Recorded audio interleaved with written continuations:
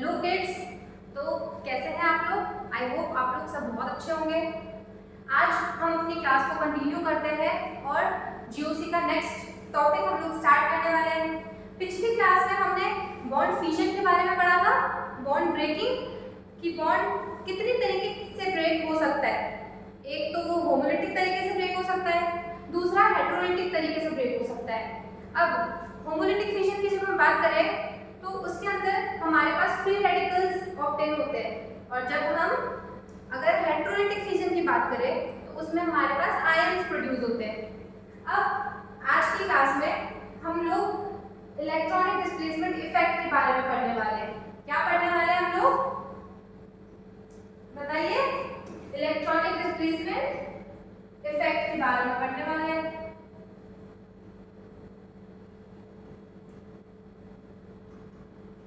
Electronic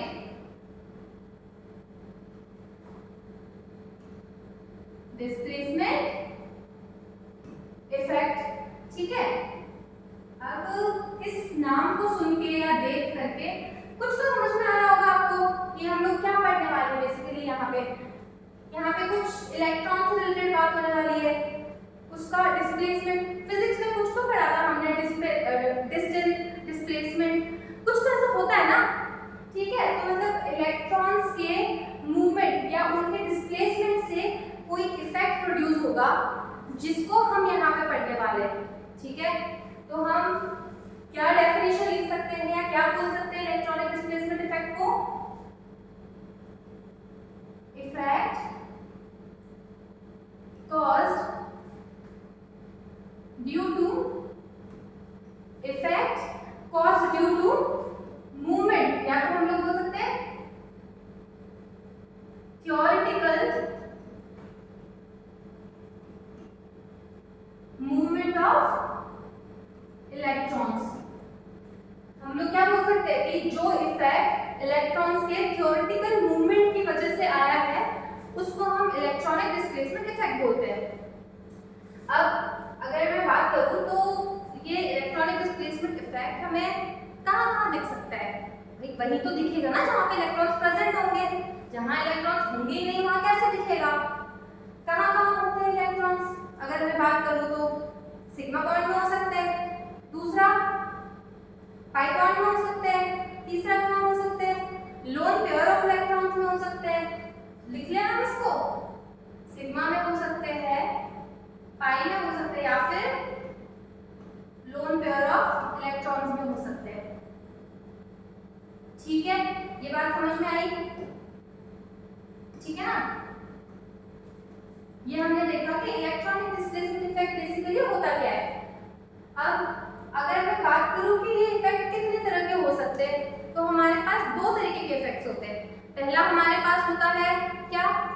पहला हमारे पास होता है टेम्पररी इफेक्ट, और दूसरा टाइप के इफेक्ट जो होते हैं वो हमारे पास होते हैं परमानेंट इफेक्ट, ठीक है। पहला हमारे पास होता है, फर्स्ट टाइप जो हमारे पास होता है वो होता है टेम्पररी इफेक्ट, और जो सेकंड टाइप हमारे पास होता है वो होता है कौन सा? Permanent effect. Permanent effect. अब जैसे कि आप लोग को नाम सुन के कुछ तो समझ में आ रहा होगा, टेम्पररी, परमानेंट, बिल्कुल बेसिक से वर्ड है जो हम लोग डेली लाइफ में पता नहीं कितनी बार बोल लेते हैं। टेम्पररी मतलब जो थोड़े से टाइम के लिए आया हो, परमानेंट मतलब जो परमानेंटली रहेगा, कोई आके बैठ गया, वैसा वाला सीन। अब अगर टेम्पररी इफेक्ट की बात करें तो ऐसे इफेक्ट्स जो किसी भी कंपाउंड में कुछ टाइम के लिए आते हैं। क्यों आते हैं? किसी आउटर सोर्स, किसी एक्सटर्नल सोर्स या फिर किसी कंडीशन के प्रेजेंस में ही आएंगे और उसके बाद वापस हट जाएंगे, ठीक है। तो इसमें हम क्या लिख सकते हैं? टेम्पररी इफेक्ट को हम कैसे बता सकते हैं? Effect only appears in presence of any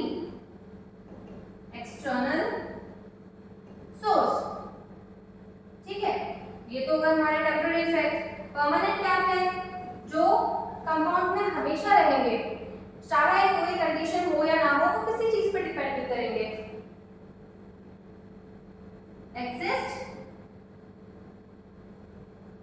always in a compound irrespective of any condition, किसी कंडीशन पे डिपेंड नहीं करेंगे। irrespective of any condition, ठीक है। ये चीज समझ में आई? क्या देखा हमने? इलेक्ट्रॉनिक डिस्प्लेसमेंट इफेक्ट क्या होते हैं? इलेक्ट्रॉन्स के मूवमेंट से होने वाले इफेक्ट को हम क्या बोलते हैं? इलेक्ट्रॉन का डिस्प्लेसमेंट इफेक्ट। फिर हमने देखा कि कितने टाइप्स के होते हैं? दो टाइप्स के होते हैं, टेम्पररी, दूसरा कौन सा होता है? Permanent effect. टेम्पररी क्या होते हैं?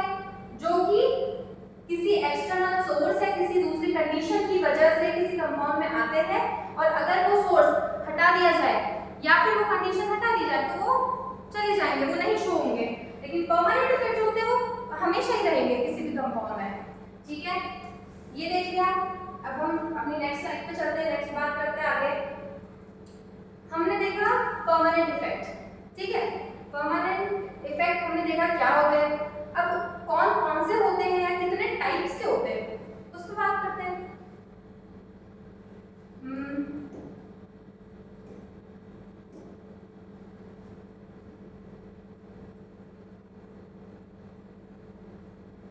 परमानेंट इफेक्ट्स, ठीक है। अगर मैं बात करूं परमानेंट इफेक्ट की, क्या होता है वो देख लिया। कितने टाइप्स के होते हैं? परमानेंट इफेक्ट हमारे पास में 3 टाइप्स के हो सकते हैं, ठीक है। 3, ये वाला 3। कौन कौन से? 3 तरीके के परमानेंट इफेक्ट हो सकते हैं हमारे पास। फर्स्ट हमारे पास होता है इंडक्टिव इफेक्ट, ठीक है। पहला होता है इंडक्टिव इफेक्ट। सेकंड टाइप का जो इफेक्ट होता है हमारे पास, वो होता है हमारे पास रेजोनेंस, या फिर इस इफेक्ट को हम मेसोमेरिक इफेक्ट भी बोलते हैं। मेसोमेरिक इफेक्ट, ठीक है। तीसरा, थर्ड इफेक्ट कौन सा होता है जो परमानेंट की कैटेगरी में आता है? वो होता है हमारे पास hyperconjugation, hyperconjugation effect, ठीक। हाइपर कॉन्जुगेशन इफेक्ट, ये होते हैं हमारे परमानेंट इफेक्ट्स, ठीक है। अब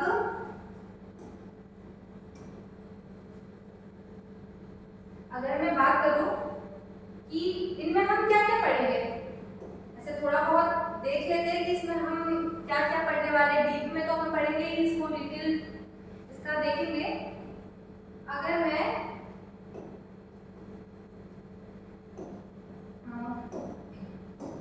बात करूं अगर इंडक्टिव इफेक्ट की, ठीक है। अगर मैं इंडक्टिव इफेक्ट की बात करूं तो इसमें हम, ये तो हमें पता है कि हम लोग बेसिकली इलेक्ट्रॉन की बात कर रहे हैं, तो इसमें कौन से इलेक्ट्रॉन्स का मूवमेंट देखेंगे या कौन से इलेक्ट्रॉन्स का डिस्प्लेसमेंट देखेंगे। तो हम लोग यहाँ पे सिग्मा इलेक्ट्रॉन्स के बारे में देखते हैं। सिग्मा इलेक्ट्रॉन्स के डिस्प्लेसमेंट की बात करते हैं। सिग्मा इलेक्ट्रॉन्स पोलराइजेशन, ठीक है। अब सिग्मा इलेक्ट्रॉन की पोलराइजेशन की बात तो कर रहे हैं, लेकिन किसकी वजह से हो रहा होगा ये भी तो देखेंगे ना। कुछ तो होगा जिसकी वजह से डिस्प्लेसमेंट हो रहा होगा, कोई फैक्टर होगा या कुछ होगा। तो सिग्मा इलेक्ट्रॉन्स का पोलराइजेशन देखेंगे due to electronegativity difference, due to electronegativity difference, ठीक है। अब अगर मैं बात करूं रेजोनेंस की या फिर मेसोमेरिक इफेक्ट की, तो इसमें हम लोग क्या पढ़ेंगे? इसमें हम लोग पाई इलेक्ट्रॉन्स के पोलराइजेशन के बारे में पढ़ते हैं।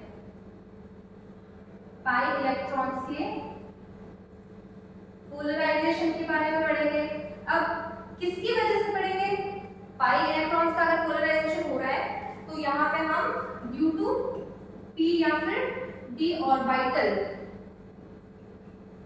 इसकी वजह से पाई इलेक्ट्रॉन का पोलराइजेशन हो रहा होगा और उसे हम यहाँ पे पढ़ेंगे। ठीक है, अब नेक्स्ट हम बात करते हैं अपने थर्ड इफेक्ट की, दैट इज हाइपरकंजुगेशन इफेक्ट। हाइपरकंजुगेशन इफेक्ट के अंदर हम क्या पढ़ेंगे बताओ? हम लोग पढ़ेंगे, यहाँ भी हमने पाई का पढ़ेंगे तो यहाँ भी हम पाई इलेक्ट्रॉन्स के बारे में ही, ठीक है, पढ़ेंगे तो हम पाई इलेक्ट्रॉन्स के बारे में ही, पर पाई इलेक्ट्रॉन का पोलराइजेशन, लेकिन उस तरफ हम लोग पढ़ रहे थे p और d ऑर्बिटल की वजह से पाई इलेक्ट्रॉन्स का मूवमेंट हो रहा था। यहाँ पे किसकी वजह से होगा? यहाँ पे सिग्मा CH बॉन्ड की वजह से होगा, ड्यू टू सिग्मा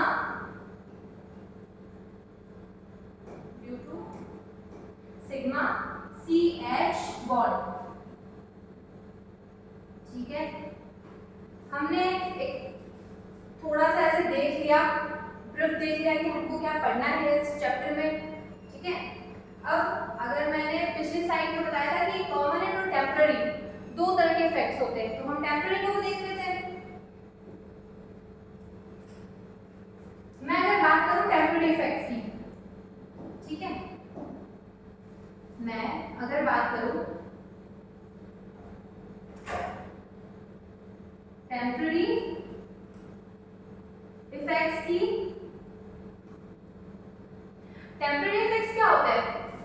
पढ़ा था ना, जो कंपाउंड में परमानेंटली नहीं रहेंगे वो टेम्पररी इफेक्ट्स है। ठीक है, अब अगर मैं इसके टाइप्स की बात करूं तो हमारे पास बेसिकली दो तरह के टेम्पररी इफेक्ट हो सकते हैं। कौन कौन से हो सकते हैं टेम्पररी इफेक्ट? दो तरह के हो सकते हैं। पहला हमारा होता है इंडक्टोमेरिक इफेक्ट,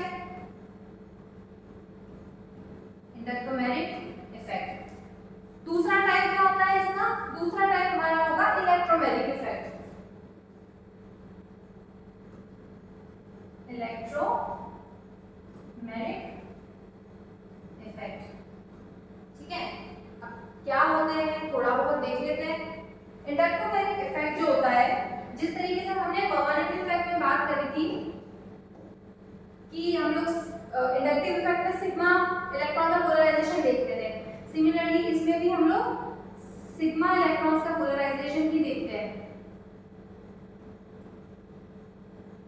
ठीक है, और अगर मैं बात करूं इलेक्ट्रोमेरिक इफेक्ट की, तो वहां अगर हम पाई का देख रहे थे तो यहाँ पे भी तो पाई का देखेंगे ना, तो यहाँ पे हम पाई इलेक्ट्रॉन्स का पोलराइजेशन की बात करते हैं या पाई इलेक्ट्रॉन्स के डिस्प्लेसमेंट की बात करते हैं।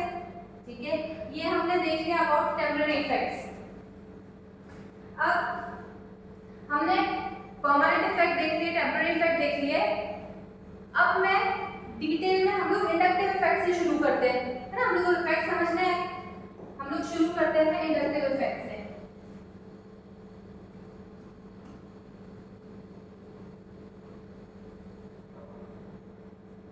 इंडक्टिव इफेक्ट, ठीक है, क्या होता है इंडक्टिव इफेक्ट? अभी जब मैंने परमानेंट इफेक्ट बताया था तब मैंने इंडक्टिव इफेक्ट के बारे में कुछ तो बताया था कि हम लोग यहाँ पे सिग्मा इलेक्ट्रॉन्स के बारे में पढ़ रहे होते हैं। ठीक है, यहाँ पे हम लोग सिग्मा इलेक्ट्रॉन्स के बारे में पढ़ रहे होते हैं, उसके पोलराइजेशन या उसके डिस्प्लेसमेंट के बारे में पढ़ रहे होते हैं। अब किसकी वजह से पढ़ रहे होते हैं? Due to electronegativity difference. तो यहाँ पे हम लोग क्या देख सकते हैं? परमानेंट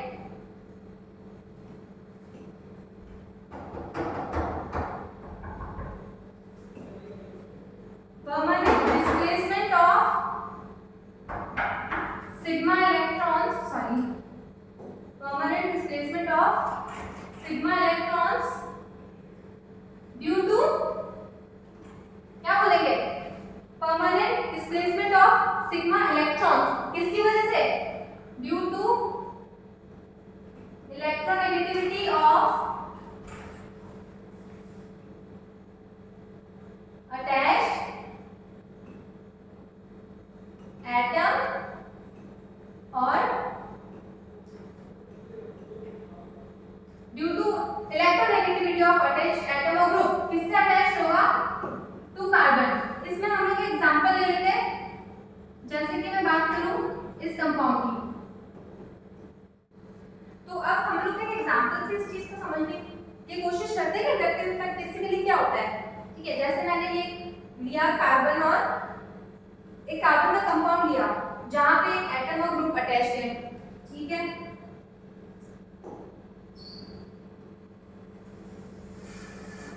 अगर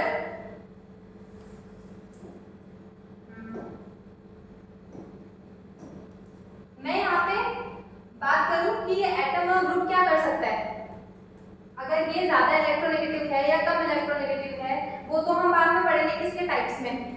ठीक है, लेकिन अगर ये एटम और ग्रुप यहाँ अटैच्ड है तो हो सकता है कि ये उन इलेक्ट्रॉन्स को, यहाँ पे जो इलेक्ट्रॉन्स प्रेजेंट है इनको हो सकता है कि अपनी तरफ खींचे या हो सकता है कि अपने से दूर भेजे, पुल करे, दोनों पॉसिबिलिटीज है।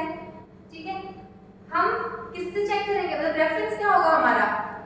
हम बोल रहे हैं कि हो सकता है ये दूर खींचे या हो सकता है ये पास खींचे, तो यहाँ पे हम जो हमारा CH बॉन्ड होगा उस सिमिलर कंपाउंड का, उसको रेफरेंस में लेके चलेंगे। इसके कंपैरिजन में हम बोलेंगे कि इस एटम और ग्रुप ने कितना उस इलेक्ट्रॉन्स को पुल किया है या फिर अट्रैक्ट किया है। ठीक है, तो यहाँ पे ये कुछ जो होगा ना, कुछ डिस्टेंस जो होगा डेल एक्स, इतना डिस्प्लेसमेंट हुआ होगा उन इलेक्ट्रॉन्स का। अब इस यहाँ पे एक चीज ध्यान रखना कि ये जो एटम या जो भी ग्रुप है वो हाइड्रोजन के इक्वल नहीं हो सकता है। क्यों नहीं हो सकता है? क्योंकि हाइड्रोजन को तो हम रेफरेंस लेते हैं, एक CH बॉन्ड को तो रेफरेंस ले रहे, तो ये एटम या ग्रुप हाइड्रोजन नहीं हो सकता है, ऑब्वियस सी चीज है। ठीक है, अब इस चीज को हम ना एग्जांपल से समझते हैं। हम लोग लेते हैं दो कंपाउंड्स, कौन कौन से? पहला हम लोग लेते हैं एन-ब्यूटेन, एन-ब्यूटेन। दूसरा हम लेते हैं फ्लोरोब्यूटेन, फ्लोरोब्यूटेन। ठीक है, स्ट्रक्चर बनाते हैं कि नेक्स्ट स्लाइड पे चल लेते हैं, इनकी स्ट्रक्चर बनाते हैं।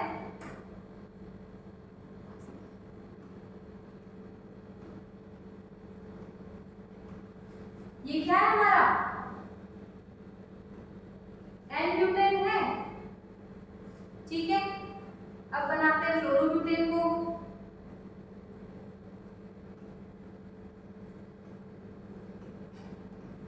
ये क्या हो गया हमारा? फ्लोरोब्यूटेन हो गया। यहाँ पे फ्लोरीन अटैच्ड है। हम सबको पता है कि पूरे पीरियोडिक टेबल में फ्लोरीन जो होता है वो सबसे ज्यादा इलेक्ट्रोनेगेटिव एटम होता है। इसकी इलेक्ट्रोनेगेटिविटी कितनी होती है? 4 होती है, 4 होती है इलेक्ट्रोनेगेटिविटी फ्लोरीन की, होती है ना? ठीक है, अगर ये सबसे ज्यादा इलेक्ट्रोनेगेटिव एटम है तो मैं अगर ये बोलूं कि यहाँ जो भी इलेक्ट्रॉन्स थे इस बॉन्ड में वो इसने थोड़ा अपनी तरफ पुल किए होंगे, क्योंकि ये ज्यादा इलेक्ट्रोनेगेटिव है, ये इलेक्ट्रॉन्स को अपनी तरफ खींचेगा। इलेक्ट्रोनेगेटिव का मतलब क्या होता है? क्या करता है इलेक्ट्रोनेगेटिव एटम? उसकी टेंडेंसी होती है इलेक्ट्रॉन्स को अपनी तरफ पुल करने की। कौन से इलेक्ट्रॉन्स को? जो ये बॉन्डेड पेयर है उसको। तो अगर मैं बोलूं कि ये जो इलेक्ट्रॉन्स बीच में होने चाहिए थे, because of presence of this chlorine group ये कुछ यहाँ शिफ्ट हो गए होंगे। ठीक है, अगर ये यहाँ शिफ्ट हो गए, अगर हम इस CH बॉन्ड से इस CH बॉन्ड को कंपेयर करें कि इनकी इलेक्ट्रॉन्स में डिस्प्लेसमेंट कितना हुआ होगा, कुछ इतना डिस्प्लेसमेंट हुआ होगा, इतना मूव करे होंगे फ्लोरीन की तरफ। इसको मैं डेल एक्स बोल देती हूँ। ठीक है, अब आप देखो कि अगर इस फ्लोरीन ने इन शेयर्ड पेयर ऑफ इलेक्ट्रॉन्स को अपनी तरफ खींचा होगा तो इसके ऊपर कुछ थोड़ा बहुत एक्स्ट्रा नेगेटिव चार्ज आना चाहिए, क्योंकि इसके पास कुछ एक्सेस हुआ है इलेक्ट्रॉन्स का, तो इसके ऊपर कुछ नेगेटिव चार्ज आना चाहिए। तो मैं इसको ऐसे लिख सकती हूँ, पार्शियल नेगेटिव चार्ज। अब आप लोग खुद सोचो कि अगर यहाँ पे पार्शियल नेगेटिव चार्ज आया है क्योंकि इलेक्ट्रॉन उस तरफ शिफ्ट हुए, तो अगर मैं इस कार्बन की बात करूँ, इस कार्बन पे क्या होगा, यहाँ पे कुछ पॉजिटिव चार्ज आएगा क्योंकि इलेक्ट्रॉन इससे तो दूर ही चले गए ना, तो यहाँ पे कुछ पार्शियल पॉजिटिव चार्ज आएगा। ठीक है, अगर मैं इससे आगे वाले कार्बन की बात करूँ या यहाँ इस बॉन्ड की बात करूँ, तो यहाँ से भी तो इस कार्बन ने बॉन्ड्स को शिफ्ट किया होगा, क्योंकि इसके ऊपर पॉजिटिव है तो इसको भी तो वो कमी पूरी करनी है ना, तो कुछ इलेक्ट्रॉन्स यहाँ शिफ्ट हुए होंगे। अगर मैं यहाँ पे इस डिफरेंस को देखूं, कुछ इतना डिफरेंस होगा, इसको मैं मान लेती हूँ del x 1। ठीक है, अगर मैं इससे अगले कार्बन की बात करूं, तो यहाँ भी कुछ इलेक्ट्रॉन शिफ्ट हुए होंगे क्योंकि इस पे भी कुछ पार्शियल चार्ज आया होगा। ये जो इलेक्ट्रॉन की शिफ्टिंग हुई है, जो डिस्प्लेसमेंट है, इसको मैं del x 2 बोल देती हूँ। सिमिलरली अगर हम इससे और आगे वाले कार्बन पे जाएंगे तो वहां पे कुछ डिस्प्लेसमेंट हुआ होगा, इसको मैं del x 3 बोल देती हूँ। ठीक है, और इन कार्बन पे कुछ चार्ज भी आया होगा, कुछ पॉजिटिव चार्ज आया होगा। ठीक है, अब अगर मैं बात करूं और अगर मैं ये लिखती हूँ, मतलब आप लोग बताओ कि यहाँ पे अगर ये del x है, जो भी डिस्प्लेसमेंट हो रहा है इलेक्ट्रॉन्स का, इन सब वैल्यूज में से क्या ये वाला जो del x है वो सबसे ज्यादा होगा, होना चाहिए ना। तो मैं ऐसे लिख सकती हूँ del x is greater than del x 1, del x 2, del x 3। क्या मैं ये लाइन लिख सकती हूँ? ऑब्वियसली लिख सकती हूँ भाई, इंपॉर्टेंट है ये, लिख सकती हूँ भाई लाइन। क्यों लिखा मैंने? सबसे ज्यादा del x क्यों होगा डिस्प्लेसमेंट यहाँ पे, सबसे ज्यादा क्यों हुआ? क्योंकि ये जो फ्लोरीन एटम है वो इस कार्बन से डायरेक्टली अटैच्ड है, यहाँ पे ये डायरेक्टली अटैच्ड है, तो सबसे ज्यादा पुल करेगा अपना इफेक्ट, ये सबसे ज्यादा शो करेगा यहाँ पे। और जैसे जैसे हम आगे की बॉन्ड्स पे जाते जाएंगे या आगे शिफ्ट होते जाएंगे, वैसे वैसे इसका इफेक्ट कम होता जाएगा।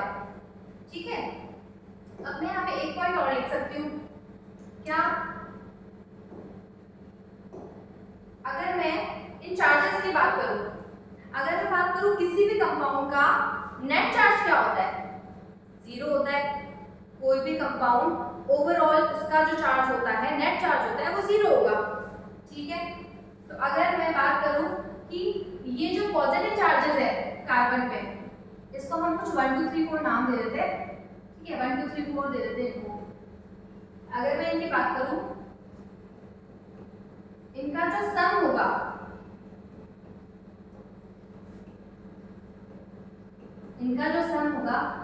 क्या मैं इनके सम को del नेगेटिव के इक्वल लिख सकती हूँ? बिल्कुल लिख सकती हूँ। क्यों? क्योंकि ओवरऑल चार्ज तो कंपाउंड पे 0 होगा, तो वो तभी होगा जब इन जो पॉजिटिव और नेगेटिव इक्वल होंगे। ठीक है, तो यहाँ पे हमारा इंडक्टिव इफेक्ट के बारे में हम लोग को समझ में आ गया है। इसके आगे हम इसमें कुछ नोट पॉइंट लिखते हैं। पहला,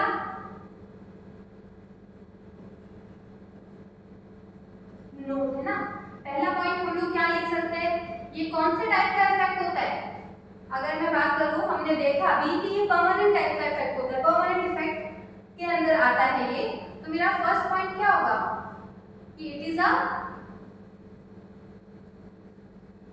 परमानेंट इफेक्ट। अब अगर मैं बात करूं, ये कौन से इलेक्ट्रॉन्स पे अप्लाई होता है, किस तरह के इलेक्ट्रॉन्स पे ये अप्लाई होता है? सिग्मा इलेक्ट्रॉन्स पे। occurs only on sigma electrons. इसका पाई से कोई लेना देना नहीं है, ये सिर्फ सिग्मा इलेक्ट्रॉन्स पे ही अप्लाई होगा। अगर मैं बात करूं कि ये किसकी वजह से होता है, अभी ये तो देखा कि सिग्मा इलेक्ट्रॉन्स पे अप्लाई होता है, फिर किसकी वजह से होता है? तो ये इलेक्ट्रोनेगेटिविटी के डिफरेंस की वजह मैं लिख सकती हूँ कि ड्यू टू इलेक्ट्रोनेगेटिविटी डिफरेंस। ठीक है, अब जो पिछले स्लाइड में हमने देखा था, यहाँ से हम एक चीज कह सकते हैं, मतलब हमको ये देख के ये समझ में आ रहा है कि जो डिस्टेंस जो है या फिर जो डिस्प्लेसमेंट है, इलेक्ट्रॉन का जो मूवमेंट हुआ है वो धीरे धीरे कम होता जा रहा है। पहले बॉन्ड में ज्यादा, दूसरे में उससे कम, तीसरे में उससे कम, चौथे में उससे भी कम होता जा रहा है। तो क्या मेरा ये बोलना सही होगा कि ये डिस्टेंस डिपेंडेंट है, डिस्टेंस के साथ डिक्रीज हो रहा है? तो ये इफेक्ट मेरा क्या है? डिस्टेंस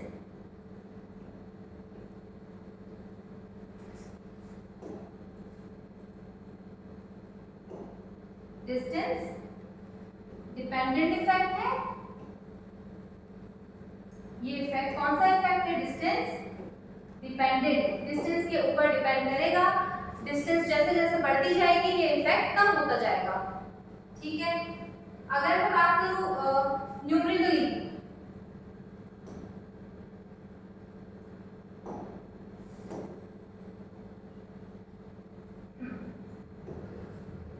अगर मैं न्यूमेरिकली बात करूं तो हम लोग मोस्टली क्या करते हैं कि फोर्थ कार्बन के बाद में इस इफेक्ट को हम लोग नेग्लिजिबल मानते हैं। कौन से कार्बन के बाद? चौथे कार्बन के बाद, फोर्थ कार्बन के बाद हम ऐसा मानते हैं कि फोर्थ कार्बन के बाद में ये इफेक्ट लगता ही नहीं है। ठीक है, तो मैं ऐसा लिख सकती हूँ न्यूमेरिकली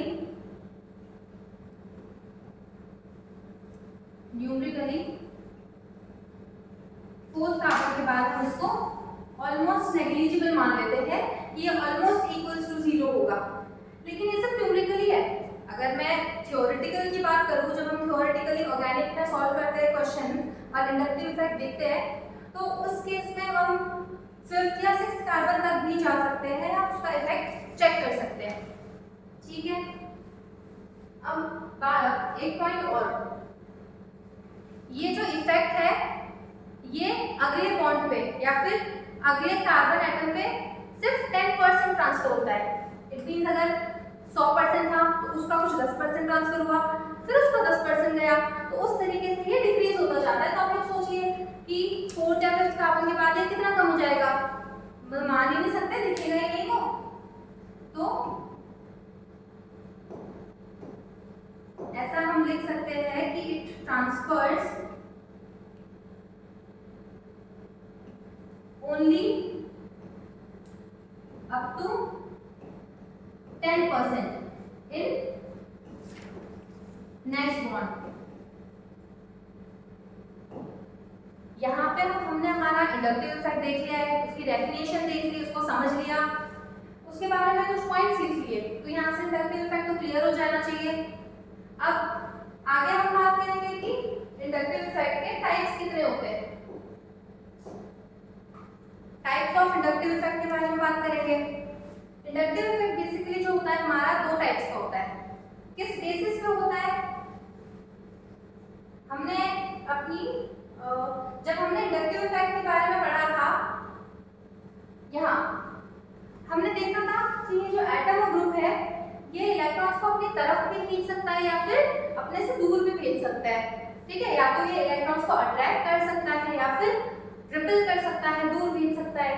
तो इसी बेसिस पे हमने इंडक्टिव इफेक्ट को दो टाइप्स में क्लासिफाई किया हुआ है। ठीक है, दो टाइप्स होते हैं इंडक्टिव इफेक्ट के,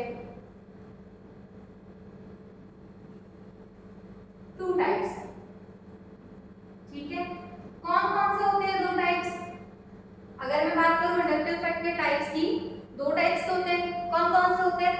माइनस आई और प्लस आई इफेक्ट। हम दो तरीके के इंडक्टिव इफेक्ट पढ़ते हैं, minus I and plus I effect. एक तो होता है हमारा माइनस आई इफेक्ट और दूसरा जो होता है हमारा वो होता है प्लस आई इफेक्ट। इन दोनों के बारे में हम एक एक करके डिस्कशन करेंगे।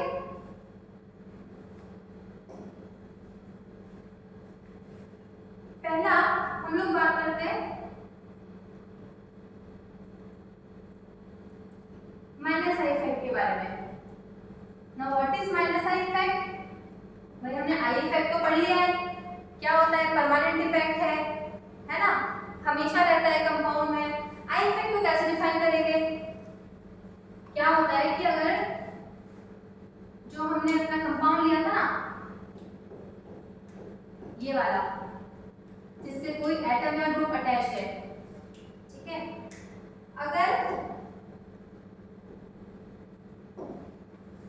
इसका जो रेट ऑफ अट्रैक्शन है, किसका रेट ऑफ अट्रैक्शन की बात कर रहे हैं हम, ऑब्वियसली इलेक्ट्रॉन्स की ही कर रहे होंगे, उसी के बारे में पढ़ रहे हैं।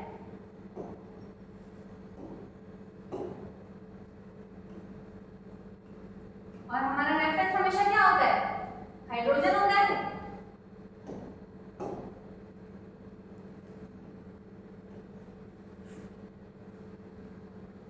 मैं क्या बोल सकती हूँ कि अगर इन इलेक्ट्रॉन्स का जो रेट ऑफ अट्रैक्शन है इस एटम या ग्रुप का, अगर वो rate of attraction of hydrogen उससे अगर ज्यादा हुआ तो ऐसे इफेक्ट को हम क्या बोलेंगे, माइनस आई इफेक्ट बोलेंगे।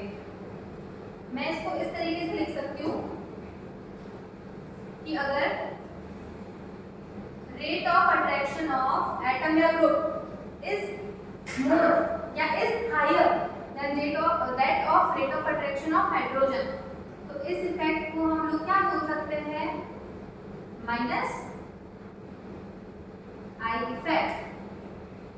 ठीक है, समझ में आया कि इलेक्ट्रॉन्स को किस रेट से वो खींच रहा है, जो भी एटम या ग्रुप अटैच होना चाहिए वो अपनी तरफ खींचना चाहिए, हाइड्रोजन के रेट से ज्यादा खींचेगा तो उसको हम माइनस इफेक्ट बोलेंगे।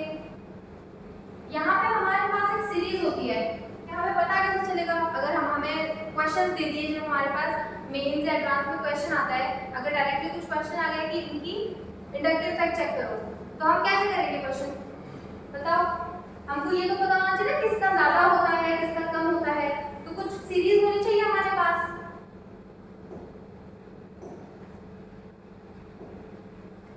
हम बात करते हैं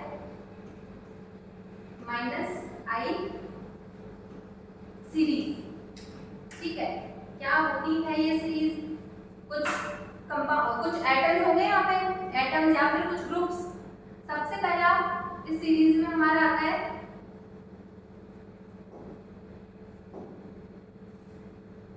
NF3+, फिर हमारा आता है NR3+, फिर NH3+। ठीक है, इसके बाद क्या आता है NO2, फिर हमारा आता है साइनाइड ग्रुप, और उसके बाद आता है एसिड। इसके बाद में इस सीरीज में हमारे पास सारे हाइड्रोजन आते हैं, फ्लोरीन, क्लोरीन, ब्रोमीन और आयोडीन। इसके बाद में हमारे पास एस्टर आता है। ठीक है, इसके बाद आता है OR, फिर आता है अल्कोहल, फिर NH2 ग्रुप। इसके बाद हमारे आते हैं ट्रिपल बॉन्ड, sp कार्बन बोल सकते हैं हम इसको ना, sp कार्बन का जो हाइड्रोजन है।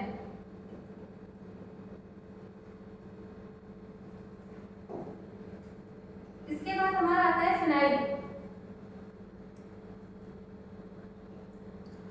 और इसके बाद हमारे आते हैं sp2 कार्बन, डबल बॉन्ड वाला। ठीक है, ये हमारे पास है माइनस आई सीरीज। एक्चुअल में आपको देख के कुछ अंदाजा लग रहा है कि आप इसको क्या बोल सकते हो, मतलब ये सीरीज किस चीज की है, किस रेट से इलेक्ट्रॉन्स को अट्रैक्ट किया जा रहा है उसकी सीरीज है, और किस ऑर्डर में है, डिक्रीजिंग ऑर्डर में। तो मैं यहाँ पे लिख सकती हूँ कि इस डिक्रीजिंग ऑर्डर ऑफ withdrawing,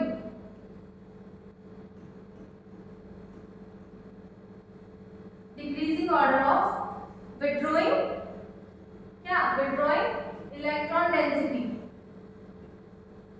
किस रेट से इलेक्ट्रॉन डेंसिटी को विड्रॉ किया जा रहा है, इसका ऑर्डर है। अगर एक चीज और नोटिस करोगे आप यहाँ पे, तो आप देख पा रहे होंगे कि ये डायरेक्टली हमारा इलेक्ट्रोनेगेटिविटी के डिक्रीजिंग ऑर्डर को रिफ्लेक्ट कर रहा है। वैसे तो हम लोग हर चीज को एक्सप्लेन नहीं कर सकते, जो भी लोग करते हैं ना एक्सप्लेन कि कैसे आया डिफरेंस, एक्चुअल में एक्सप्लेन नहीं किया जा सकता। आप ऐसे कुछ भी लगाओगे तो पॉसिबल नहीं है। इसको हम ये भी लिख सकते हैं कि ये डिक्रीजिंग ऑर्डर है किसका, इलेक्ट्रो नेगेटिविटी का। ठीक है, यहाँ पे हमारा माइनस आई हो गया।